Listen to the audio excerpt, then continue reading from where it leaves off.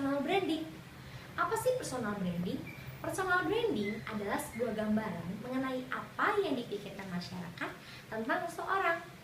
Hal tersebut mencerminkan adanya nilai-nilai, kepribadian, keahlian, kualitas yang membuat seseorang berbeda dengan lainnya.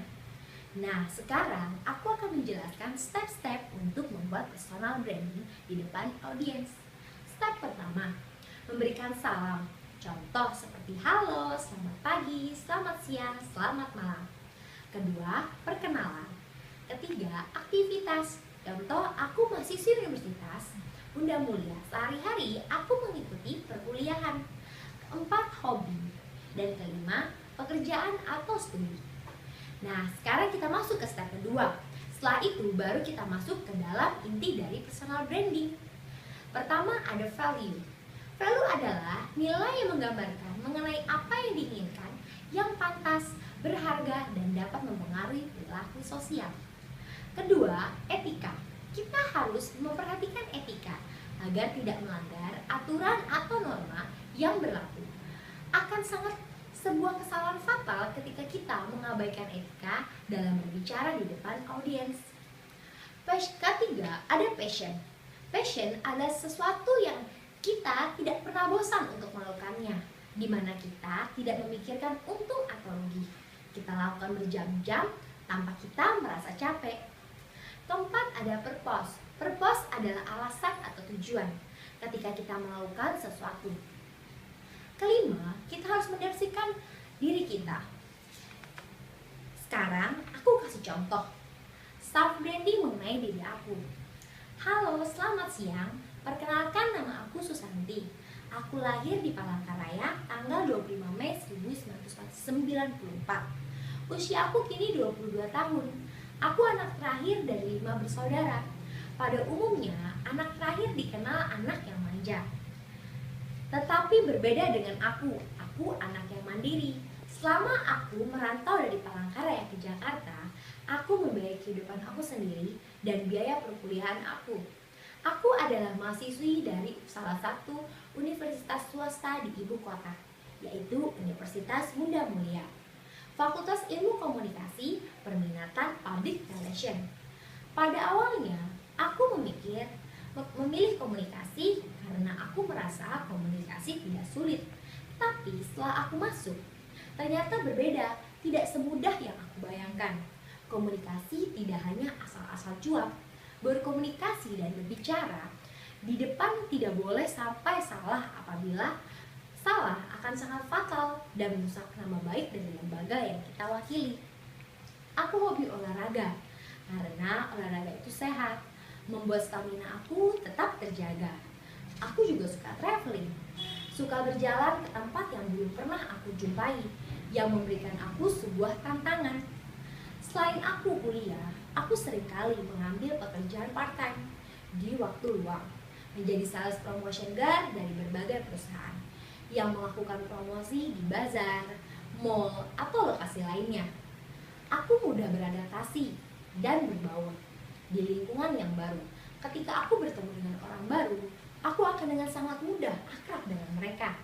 Mungkin banyak dari orang yang mengalami kesulitan ketika ketemu dengan lingkungan yang baru, tapi tidak dengan aku.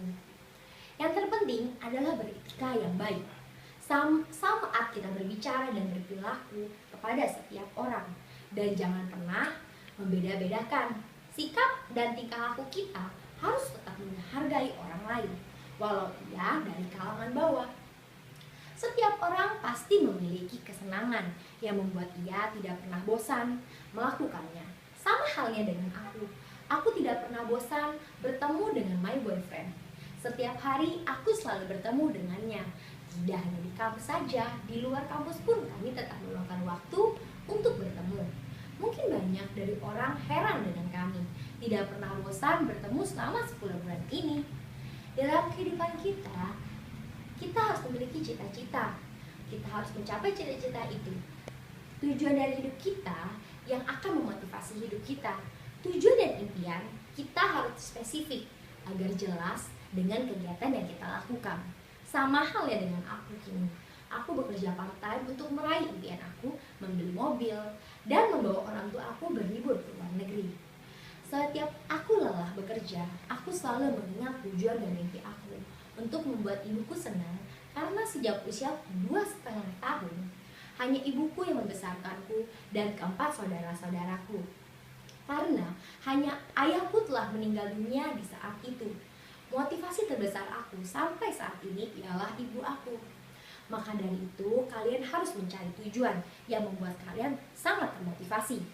Jangan hanya mimpi saja. Selain kita harus memiliki tujuan dan mimpi, kita juga harus mendeskripsikan diri kita. Aku pun begitu. Aku mendeskripsikan diri aku wanita yang tomboy, yang tangguh, mandiri, dan berani. Nah, mengapa aku menjelaskan self-branding kepada YouTubers? Karena self-branding sangat penting, apalagi di dunia industri.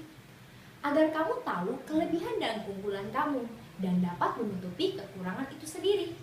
Dalam dunia industri, kita harus men-self-brandingkan diri kita agar perusahaan tahu kelebihan dan kemampuan kita.